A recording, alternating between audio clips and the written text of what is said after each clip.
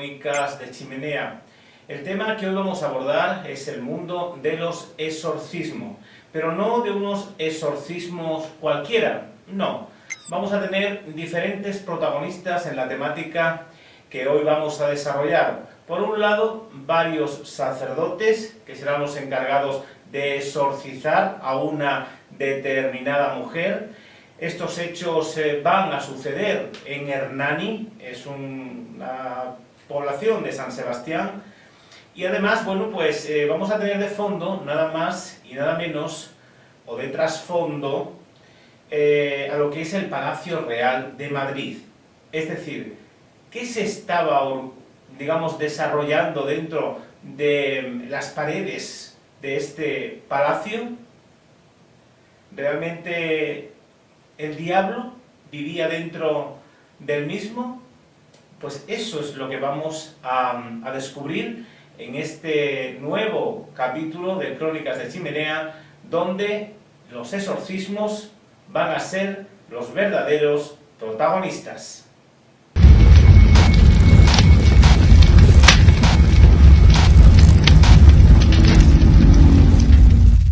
Es cierto, queridos amigos, que siempre hemos relacionado el mundo de los exorcismos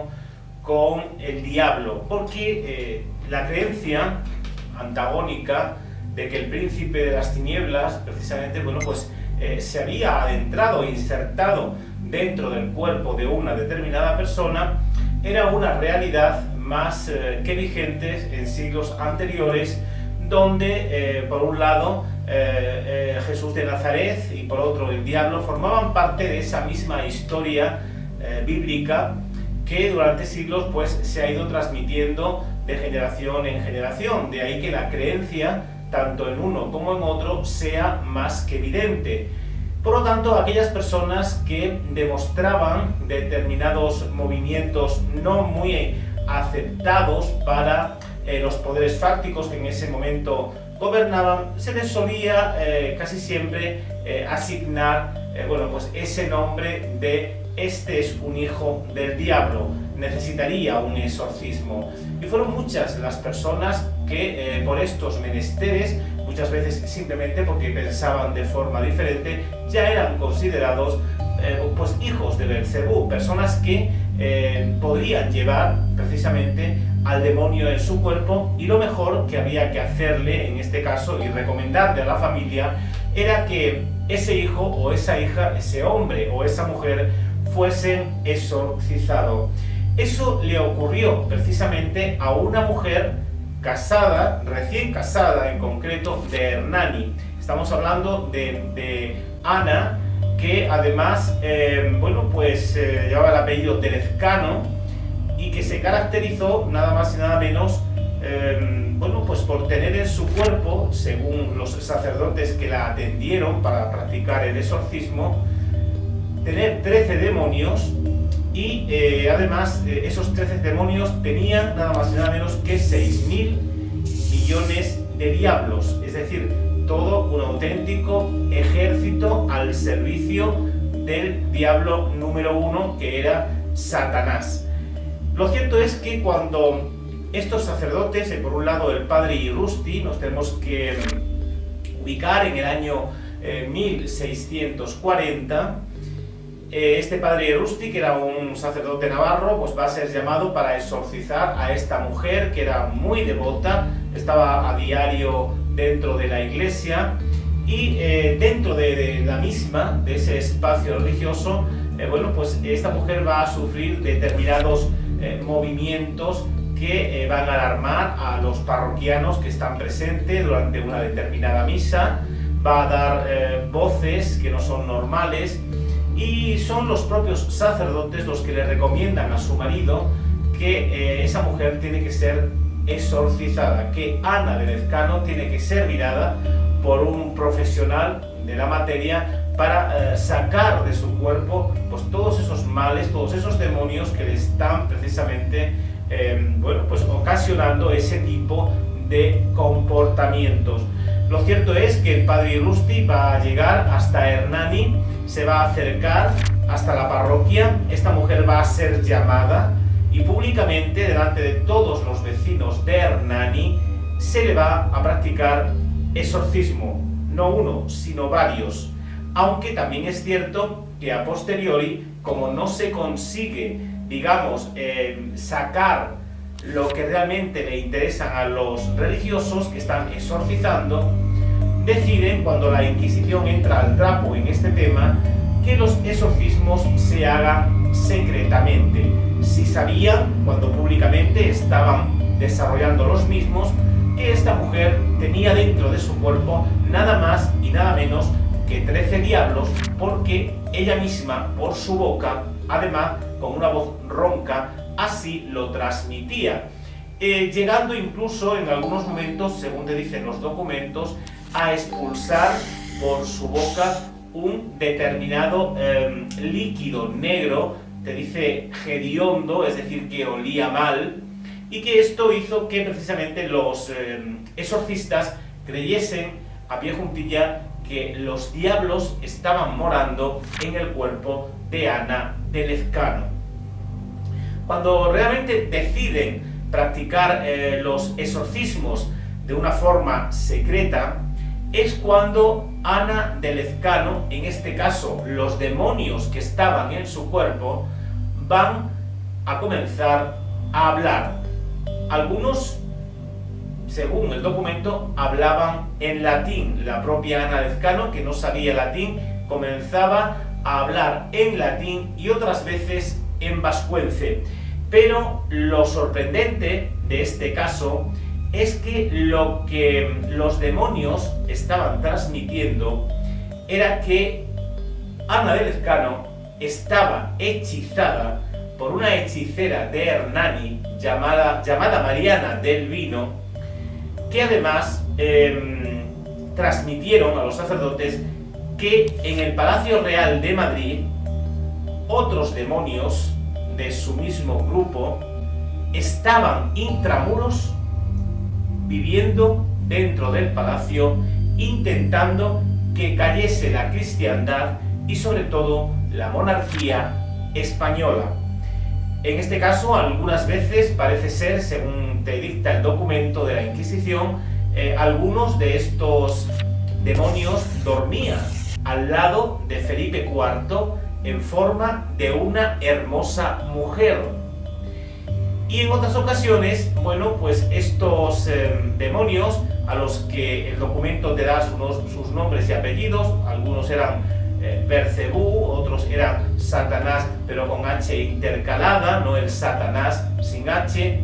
que sería realmente el verdadero líder de todos los demonios,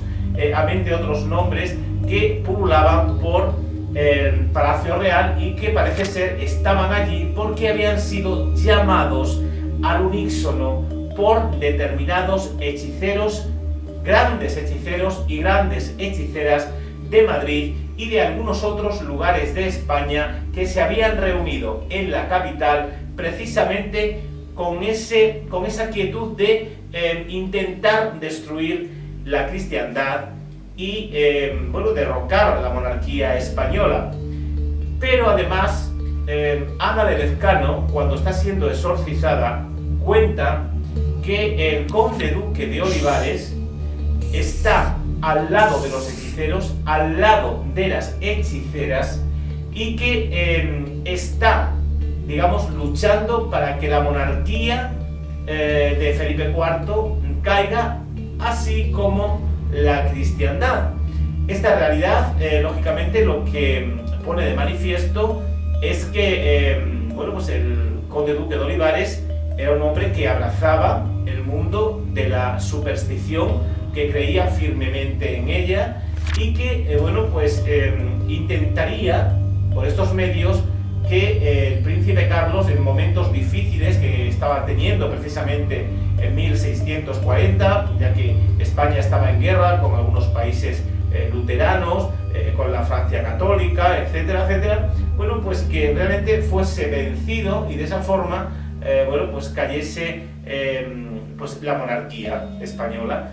Y a partir de ahí, incluso estos frailes, cuando terminan de exorcizar a Ana de Lezcano, escriben al final de este proceso inquisitorial que el conde duque de Olivares tiene dentro del Palacio Real determinadas botellas de un líquido mágico muy potente que toma y que él cree que tomando ese líquido mágico y encantador puede conseguir una vida mucho más longeva y que la salud realmente pues no se le perjudique. Inclusive nos encontramos también que dentro del palacio el conde duque de Olivares tenía determinadas